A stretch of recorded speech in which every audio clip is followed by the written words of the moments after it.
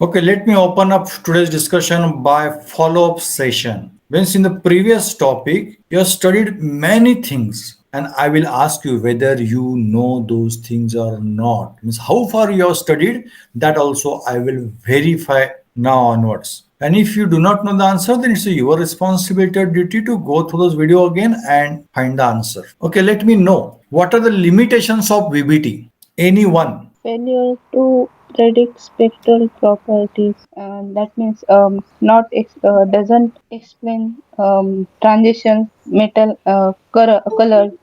Good, good. Any more? Any other student? See, today I am not asking particular student. Shruti voluntarily had replied. I want from you also same thing. Next time I will ask particularly Ganesh, answer. Mayur, answer. Muskan, answer. Vaishnavi, answer. But today I am asking openly. Okay, Shruti has given one correct answer. Spectras were not explained properly. Colors of the complexes were not explained. That point at all was not there in the valence bond theory. Yes, is it clear to everyone what I am asking and what I am going to do in the follow-up sessions? That's a change I am doing in our system, in our teaching and learning process. We are completing assignments, but how far you know? How far you remember? How far you could able to represent or produce? How far can you apply? That is also important. It's a practical session. You are not coming only for memorization those things. Then anybody, fifth standard, sixth standard student also can memorize those things. Now what's the difference in that and you? You should able to apply the concept. You should able to cognize the concept. That's a learning, no? That's a study. Otherwise, you are wasting your time as well as money. This education is not only for memorization, it is for application. And the process of application you develop. So in future, which are the data, which are the information you will get, you could able to attempt to apply. And you will grow that concept, you will grow in that field, and you will grow yourself. But if you are thinking that only memorization and only writing in the examination or answering the MCQs and getting some good score, it's a life, it's a study, it's a studentship, absolutely you're wrong. But majority to think in that way, it's a tragedy. And we also support to that, therefore it's a tragedy. Therefore, I'm doing change in our little bit teaching and learning process. Follow-up session. Are you following what I'm saying? Yes, sir. Yes, sir. Yes, sir. Yes, sir. Yes, sir. Yeah. Should we do that accordingly or not? Should we proceed in that way or not? Yes, sir. Yes, sir. Only two replies I am finding. Yes, sir. Yes, sir. Yes, sir. Yes, sir. Okay, Rishikesh just joined, so he doesn't know the thing. Rishikesh, we are talking about the additional change in our teaching and learning process, and that additional change is regarding follow-up sessions. In last lecture, shortly I told about that I will ask you questions. So today I started with one question, but I didn't get the good reply. Only Shruti had answered, but only one limitation she has answered for the VBT. Same topic, Sir, I same can point. explain more. Yeah, please. It fails to explain relative energies of stereoisomers, and cannot explain relative rates of reaction of metal of complexes. Yeah, Miss yes, Ganesh. Now you have to talk. Communication. You're giving good answer in the chat box. See, Ganesh is saying VBT cannot explain stability and bond energy. That's the issue. You take about energetics, that Shruti said. You take about kinetics, means rate of the reaction, that Shruti said. You take about the stability of the complexes or bond energies, that Ganesh said. These are all thermodynamic and kinetic considerations. Thermodynamic considerations deals with stability and kinetic considerations deals with reaction, rate of the reaction.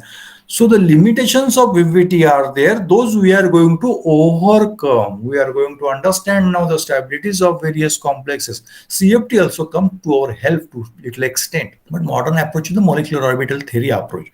But since CFT you have applied for the various complexes, and you know that with the help of CFT we will understand the stability concept also. And that topic we are going to study after this topic. And today's topic is molecular orbital theory. Before that, Ganesh, Shruti, or any other buddy wants to add anything about the question that I asked previously, limitations? Absolutely, your answers are right. But I summed that answer in only one line Thermodynamic and kinetic considerations were not satisfactorily explained by VBT. Structure and magnetic property, that was a somewhat application of VBT. Yeah, anybody wants to add anything? In some of metal ion, oxidation states are low and some complexes are high.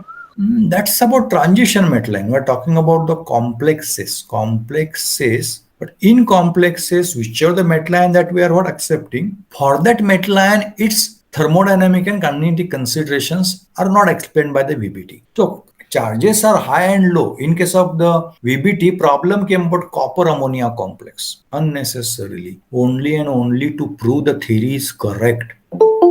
Linus Pauling, what he did, he excited the electron from the d orbital of the copper 2 to higher orbital. That's a 4p orbital. And because of that, high oxidation state was supposed to observe. If not, then why not? And why that square planar geometry? Those things were there. So all oxidation states were not properly explained by the VBT. That is a point, especially regarding blue colored copper ammonia complex. Shruti, is it clear? Yes, sir. Yeah. Any other wants to add anything, or Shruti also can add anything additional thing?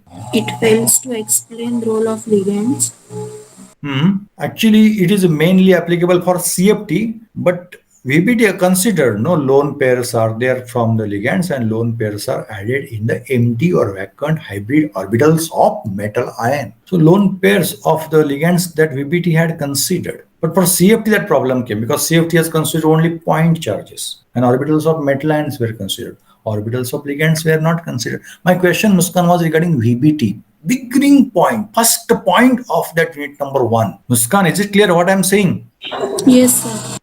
Good. Yes, see, additional point. Good. Muskan, Shruti, Ganesh, at least they attempted to express themselves. So, will it possible next time you will come with preparation? Yes. Yes, sir. Yes, sir. Yes, sir. Yes. So Yes, sir. give some time to you. Prepare. Next lecture, we will have the further discussion about the various points. Means what you have to study. Unit number 1. You said that you have studied. Let us go to the next unit. Go into next unit. You can cover third unit, fourth unit, analytical chemistry also.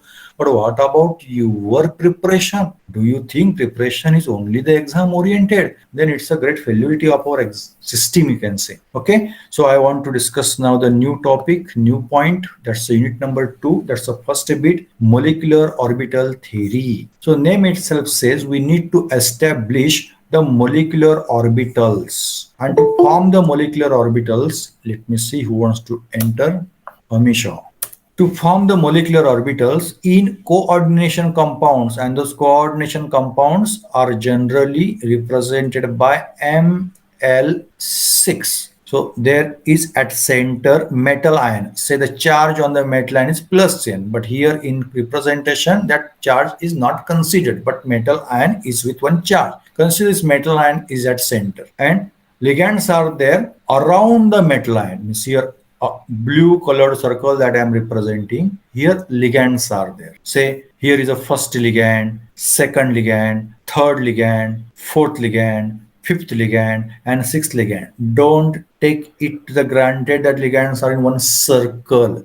3-dimensional arrangement will be there. Only my point of interest here is to elaborate or explain new structure of the coordination compound. Metal is at the center and ligands in 3-dimension will be arranged. Maybe in square planar geometry, maybe in tetrahedral, maybe in octahedral, maybe in distorted octahedral, maybe in triangular. So various geometries may possible for that arrangement. But anyhow, what will happen? The orbitals present on this metal ion and orbitals present on these ligands, they will mix. They will interact. They will show the interference, positive or negative, constructive or destructive, and will form molecular orbitals. Now, whatever I said now, I want to do the change in that. What I said, orbitals present on this metal ion, orbitals present on the ligands, those orbitals will mingle, those orbitals will interact, those orbitals will mix, those orbitals will show constructive, destructive interference, addition, subtraction of wave functions, and will generate or will produce molecular orbitals. That's my statement. I want to modify that statement. Up to here, are you following what I'm saying? Yes. Yes, sir. Yes, sir.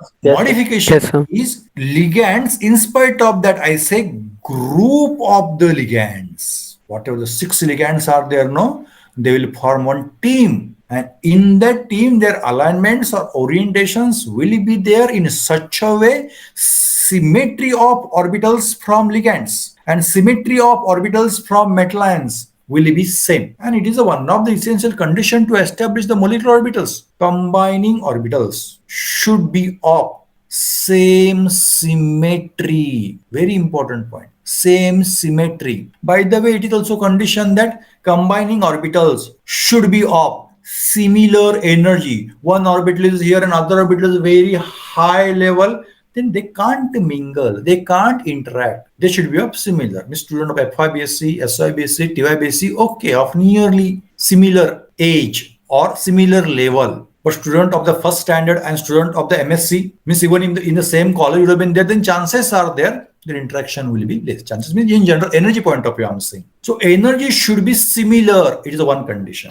Symmetry should be same is the second condition. And third condition, those orbitals should have appreciable overlap. Sufficient overlap should be there. These are the essential conditions to form molecular orbitals. I am representing those essential conditions here. See, first condition, what I said? Yes, first condition to form molecular orbitals. Same symmetry. Yeah, it is true. It is true. You are absolutely right, I said, but after all, I had given the second condition no, that I want to bring here as a first condition. Yes, what is that? Combining orbitals should be of Same energy. yeah. In spite of same, pay attention there. What is it? What I'm writing here? In spite of same. Yes, help me. Similar. What is that? Right. Similar. Same. If it is there, then no problem. Atomic orbital of carbon, atomic orbital of carbon. But atomic orbital of carbon and atomic orbital of oxygen, energy should be similar. Always same energy will not be there. So nearby energy. For that, I am using this word similar energy. It is our first condition. Now, second condition. Combining orbitals should be, just now you somebody said, no? Same symmetry. Yes, here no similar word. Pay attention. Same symmetry. And this symmetry concept is not the vague concept or the broad concept, non-directional concept. It is a perfectly defined concept. And for that, you have studied molecular symmetry topic, molecular symmetry aspect. At the beginning, you may find that it is difficult to correlate that molecular symmetry knowledge with this current orbital symmetry aspect. But slowly you will understand that those are what? Related. Symmetries are related. Symmetries, if are same, then molecular orbitals will result. Yes, very good. Second condition you told. Now third condition. Yes. What is the third condition? Applicable overlapping.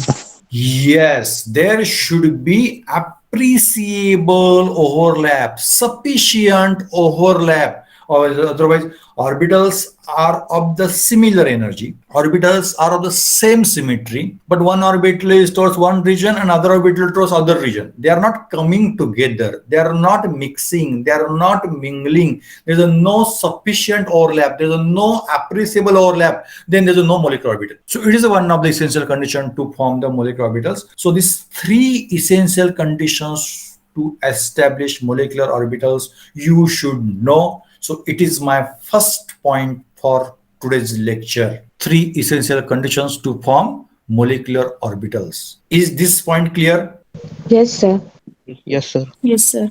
Now I am coming to my today's second point. 2 kinds of interactions are possible. For covalent bonding we are talking about, because in crystal field 3 last session what you have studied, in coordination compound absolute there are the evidences, there are the many evidences they prove that there is a covalent bonding. Covalent characteristic is there, only ionic characteristic is not there, and covalent characteristics, therefore we are applying the molecular orbital theory. So if covalent bond you consider, you will also help me. Then 2 types of covalent bonds are there. Yes, 2 types of covalent overlaps are there. Which are those? Yes, now. Polar and non-polar. No, I'm talking about covalent. I'm talking about covalent overlap only. Sigma and pi. Right, sigma and pi. These are 2 kinds of the overlap. What is the meaning of sigma overlap? What is the meaning of sigma interaction? It is, yes, complete that or complete that. Direct or axial.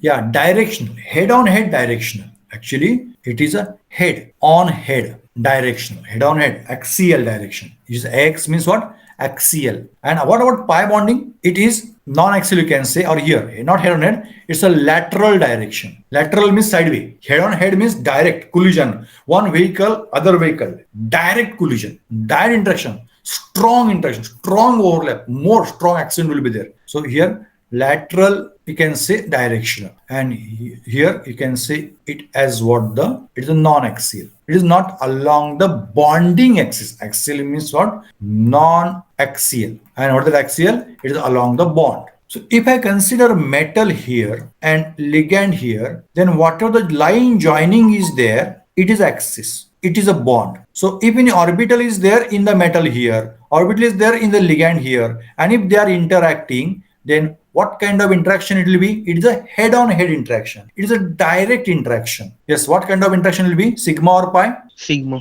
Sigma. It is sigma. But if any orbital is there on the metal, say here likewise. Orbital is there on the ligand, say likewise. They are of same symmetry, means for the sake of brevity, separation is shown, but they remain so close that interaction between them occurs. So this orbital can mingle, this orbital can interact with other orbital. So this kind of overlap is called Pi. yes, pi. So my second point of today's discussion is to inform you, to introduce you two kinds of covalent bonding. One is sigma, that's axial, that is a head-on-head collision, and second is a pi, which is non-axial, where lateral collision is there, lateral interaction is there, lateral direction interaction is there. Is this second point clear? Yes, sir. Yes. Now Yes, I am sir. talking about today's third point, and I want to bring your attention to metal ion and its orbitals. Let me consider a metal ion from first transition series. That first transition series means that series starts from scandium and say it ends at zinc. A speciality of that first transition series is after completing argon means 18 electrons, which is atomic number of the argon, electrons will enter in the 3d and 4s. So 3d, 4s, and if I have to consider further orbital, then I may consider 4p orbitals, somewhat nearby energy. Further, one may say, why only 4p? Why can't we consider the 5s orbital? Why can't we consider the 4d orbital? Why can't we consider 5p orbital? I remind you the first condition. What was the first condition? Combining orbitals should be Similar of energy. Similar energy. energy. Yes, but here these are not combining directly among them, but these are combining with others, orbitals of ligand. So whichever the orbitals of ligands are there, those should be of the same energy, similar energy to these orbitals of metal ion. Let us bring our attention to the orbitals of metal ion. I repeat, first essential condition to form molecular orbital was combining orbitals should be of similar energy. So orbitals of this, that's a metal ion, and orbitals of ligand, they should be of similar energy. It means orbitals of metal ion also should be of the similar energy among themselves, then they will be here, no? So here suppose 3d is there, 4s is there, then 4p is there, then 5s is there, then 4d is there, 5p is there, 5p, these orbitals are there. Then compared to energy of these orbitals, that energy of 5s or 5p or 4d is very high, So with that, maybe symmetry is same, but energy is not allowing. May overlap will be there. Overlap because from outer ligands are coming, So first overlap will be to outer orbitals. Then overlap will be to inner orbitals. And that 5p, 4d, 5s, the outer orbitals compared to the orbitals which are represented in that the rectangle, so-called, so you can say rectangle here, 3d, 4s and 4p. So here dominating condition is they should be of similar energy. And what is found, that I am telling to you in this third point, it is found that orbitals from first transition series, which are those 3d, 4s and 4p, are suitable. Sublevels 3D, 4s and 4p are more convenient to overlap with orbitals of ligands. So my third point is only to emphasize you which orbitals may be suitable, which energy levels may be suitable. So conclusion is 3D sublevel, 4s sublevel and 4p sublevel. These are suitable sublevels to form molecular orbitals to explain desired properties of the molecule or to understand the application of molecular orbital theory. So it is my third point. What is the third point? Which orbitals or which sublevels are suitable to form molecular orbitals? 3D, 4s and 4p, especially for whom? First transition series elements. Students, are you following what I am saying? Yes, sir. Yes, sir. Yes. Shall I go to next point now? Okay, sir. Yeah. So I said just now 3D orbital is suitable, means 3D sublevel. Actually 3D has further 5 orbitals. D is a sublevel. 4s is suitable. 4s is a sublevel. It has only one orbital, is a different concept. That's s orbital. 4p is suitable. 4p is a sublevel. It has further different orbitals. Now I need your help. In a 3D, which orbitals are there? 5 are there. Which are those? D sublevel means which orbitals? 3D. Okay, the 3D is a sublevel. In that D also are there, no different orbitals. Different 5 orbitals are there. Which are those? dz square, dz square. Yes, absolutely. It's a one orbital. Next, dx square minus y square, dx square minus y square. Brilliant. Second orbital. dxy, dxy. Very good. dyz, Very good. dxz. Yes. Is it clear to everyone? Yes, sir. Yeah, these are the orbitals. dz square, dx square minus y square, dxy, dyz, dxz. These are the orbitals. And 3D is a sublevel. In that, these orbitals are there. Okay. Now let us come to the second subshell or level, sublevel, 4s. S means how many orbitals will be there further? It's s orbital. As like D or P, I represent S. D means 5. 2, S means 3. which 3? 2, 2. See, P you can consider sublevel. No, in P, which orbitals are there and how many? In S, how many orbitals are there? In D, how many orbitals are there? Just for D, answer is in front of you. My question is about S. S means how many orbitals? 1s, 2s, 3s, 4s. How many electrons you involve? How many electrons you accommodate there? One orbital can accommodate maximum 2 electrons. More than that, not possible. D orbital can accommodate 10 electrons. And to accommodate 10 electrons, at least there should be the 5 compartments. At least there should be the 5 orbitals. And those orbitals are there. It's a basic concept, electronic configuration concept. S orbital means how many further, or S sublevel means how many orbitals or orbital will be there. Is my question clear? Yes, sir. Okay, it is related to the magnetic quantum number also. With the help of that also we can answer. Okay, at least answer for 4p. P sublevel means which orbitals will be there. See, these letters are small. D, S, P, all are small. P means how many orbitals or which orbitals? Generally, which axis we consider, which Cartesian coordinates we consider. Accordingly, names we give for P. It means students, your PX, PY, and PZ. right. Px along x-axis, Py along y-axis, and Pz along z-axis. These are the P sublevels, or these are the P orbitals. For D, there are 5 orbitals. For P, there are 3 orbitals. For S, now come here now. For S, how many orbitals will be there? We represent 1s orbital, we write electron also there. 2s orbital, we write electrons. 3s orbital, we write electrons. 4s orbital, likewise. For any s orbital, how many electrons you can put maximum? It depends upon orbitals. One orbital means 2 electrons. And after finishing, we go to next orbital. If s orbital is over, we can go to p orbital, or which is the nearby energy orbital.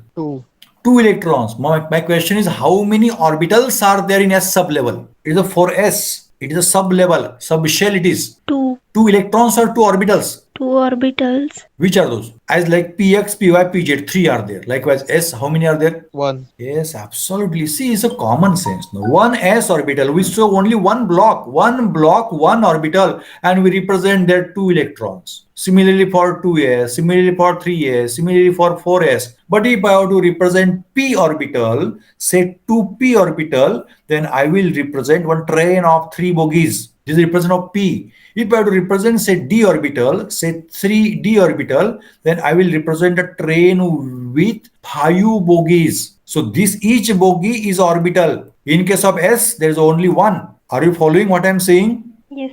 Yes, sir. Yes. Yes, So my fourth point to inform you that which orbitals are there that I told in the point number 3, but further detailed explanation for those orbitals I informed to you. D sublevel means 5 orbitals are there. Which are those? Those we mentioned here. 4s means only one will be there. That's only can say s. No sx, sy or sz. Only s. About the p sublevel, px, py and pz, these orbitals are there. Now we have to go to the actual alignment.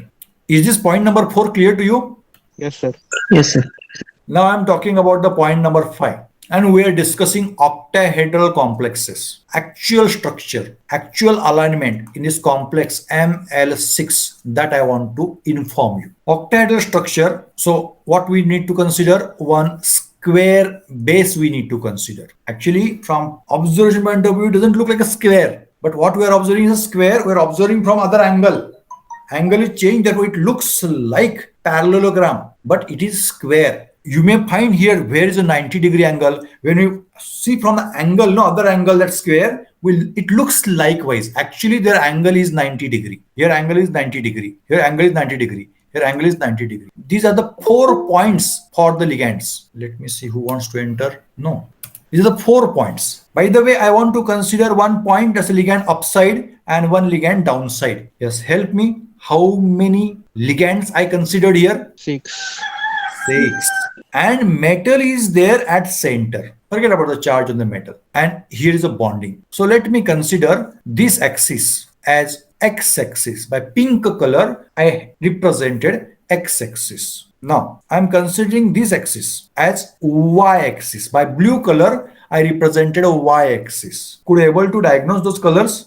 Yes, sir. Yes, sir. And by green color, see, I am representing this z-axis. So if I conclude that ligands are coming along axis, means it is a positive direction of x-axis, it is a negative direction of x-axis. It is a positive direction of y-axis, negative direction of y-axis. Positive direction of z-axis, negative direction of z-axis. So my conclusion is ligands are approaching along axis. Is that conclusion clear in the point number 5? Yes, sir. Yes, sir. Yes. So if ligands are approaching along axis, then I want to focus, no, it's under point number 5 only. I want to focus to understand octahedral complexes, orbitals from or on metal ion, which are along axis. I want to consider, as per point number 5, orbitals which are along axis. Is this point number 5 clear? Yes, sir. Yes or no? Yes, sir. Yes. Yes. Sir. Now I am coming to the point number 6. Which orbitals are there who are along axis? Orbitals I am saying. Previously I told you already. D. Somebody has answered. Maybe Shruti has answered. dz square. Yes. Help me again. Orbitals. D. X square minus y square. Yes. Next. Dxy. Yes. Next. Dyz. Yes. Next. Dxz. Brilliant. Brilliant. About S, there is only one. About P, yes, help me. Px, Py, Pz. Right. So these are the orbitals present on central metal ion. Now answer for my question. Totally here, how many orbitals are represented? Total. 9. 9. Yes, 9. Total 9 orbitals are there. Out of that, how many are suitable to overlap? That we have to find out. As per our previous, that's a point number 5, the orbitals which are along axis means they have their existence along axis that I have to find out. Now I need your help. dz square orbital is along axis or not? Along axis. Yes, Along it is one suitable orbital along z axis, and in along x and y also is one dumb is there. Duff is there. Yes. X square minus y square along axis or not? Along axis. Brilliant. Second orbital I found. Now dxy orbital along axis or not? Not. So not suitable orbital. Not suitable for what? Sigma bonding, axial bonding. Therefore, previously I concluded no ligands are coming along axis. So those orbitals along axis, orbitals from metal ion which are along axis, they can produce sigma bond. And at this moment, I want to consider sigma bond. So for sigma bond, this dxy orbital is of no use. It is not going to obtain or establish sigma bond. Yes. What about dyz? Axial? Is it axial? Not. No. So this also is not of use at this moment for sigma bonding. Yes. What about dxz? Axial, non-axial? Non-axial. Non-axial. So this also is of no use. So from D sublevel, I could able to find only and only two orbitals whichever are suitable. Is it clear? Yes, sir. Suitable for what? Sigma bonding. What is sigma bonding? Axial bonding. Why are we considering axial orbitals? Because ligands are coming along axis. Somewhere we have to assume, no? Somewhere we have to do consideration. So we consider ligands are coming along axis. So along axis, whichever lobes are there, those are suitable to form sigma bond. And I could able to find with your help that only these two orbitals are there which are suitable to form sigma bond. Okay. So let us come across the second S orbital. S orbital, that alignment is along axis or not? Along axis. Yes. What about others? What others do think? S orbital means it's a spherically symmetric. A sphere you can consider. One ball you can consider. And other where axes are there. So it is along axis or not? That's the question. Suppose if you consider z axis, you consider it is x axis, and this considers a y axis, then are you finding the orientation or electron clouds on this s orbital? Are they along axis or not? That's the question. Only one answer that I found, that they are along axis. What's the other answer? Or I want at least further two answers. It is along axis or not? Electron cloud is there along axis. Electron cloud of s orbital is along axis or not? That's the question. Because overlap is there between electron cloud. Yes, I could not hear. Not along the axis. Not along the axis. Any other? Along axis. Yes, good. See, two students are saying along axis and one student is saying not along the axis. What was my question? It is our, say, y-axis. This y-axis. Along this y-axis, is there or are the electrons? Means through sphere you are going. Actually, this portion you could not see. This portion is there. No, you could not see inner portion. Means this only outer. From here you are going inside and you are coming outside. So when this y, one arrow or this goes, then is it going through electron? Along that y direction, are the electrons or not? That's the question. Yes. Are there or not? Electron. Yes, there are Yes. electrons. Same thing about x-axis also. Same thing about z-axis also. Let you consider any line or in between axis also. Spherically symmetric. Spherically symmetric means from all directions you will find electrons. It is not the case for p orbitals. For p orbitals, suppose say likewise dumbbell shape is there. Then you will find the electrons along that particular axis, maybe x-axis, y-axis, or z-axis. Here in between, you will not find electron. Node is there, no? So whether electrons are there along axis or not, that only you have to find out. What other where things are there, don't get disturbed because of that. So s orbital, alignment of electrons or electron clouds are along axis. So what shall I say? Along axis or not? This s orbital, as like dz square, dx square minus y square orbital, we have considered along axis. So s orbital is along axis or not? Along axis. Yes, it is the third orbital that I found out, which is along axis, which is suitable for which kind of bond? Sigma bond. Now, px orbital. What do you think? Px orbital, is it along axis? Along axis. Which axis? X. Right. Py orbital, along axis or not? Along axis. Pz orbital, is it along axis? Yes. Yes, so px orbital, py orbital, and pz orbital, these are also the orbitals which are along axis. So at the beginning, I was here with 9 orbitals, but out of those 9, I could able to find how many orbitals are suitable for sigma interaction, for axial interaction, how many orbitals are there which are along axis out of 9. Yes, help me. How many are there? 7. 6. Count again. 6. 6. 6. So 6 orbitals are there which are suitable, and we will focus on these orbitals. It is our 6th point where 6 suitable orbitals from metal ions are there who can form sigma bond. Which orbitals are they? dz square, dx square minus y square, s orbital, px orbital, py orbital, pz orbital. That's your first point of this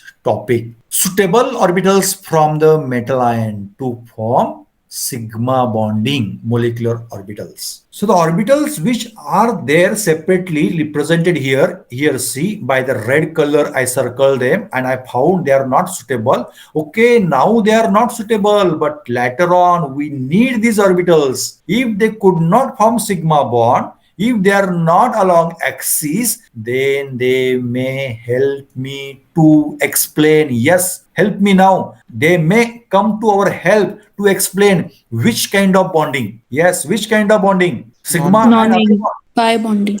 Right. For pi bonding, Pi bonding. I may need these orbitals dxy, dyj, and dxz. But time being, we will carry those orbitals, but we will not use those orbitals. So in molecular orbital theory, if there is no interaction, a suitable orbital you are not getting for sigma bonding, then these orbitals will be which orbitals? dxy, dyz, and dxz. These 3 orbitals, they will be, yes, will anybody help me? Bonding, anti-bonding, or non-bonding? They will be, yes, bonding, Non-bonding. anti-bonding, or non-bonding. There is no interaction, there is no overlap. Non-bonding. Non-bonding case will be there if there is a equal positive and equal negative. Net result is no overlap, or there is no interaction. Then also non-bonding. For sigma bonding molecular orbitals, these orbitals will be non-bonding, and whichever the other. Now here I represented these 6 orbitals that we have found out. These 6 orbitals, they will form bonding and anti-bonding orbitals, because it is a base of the molecular orbital theory.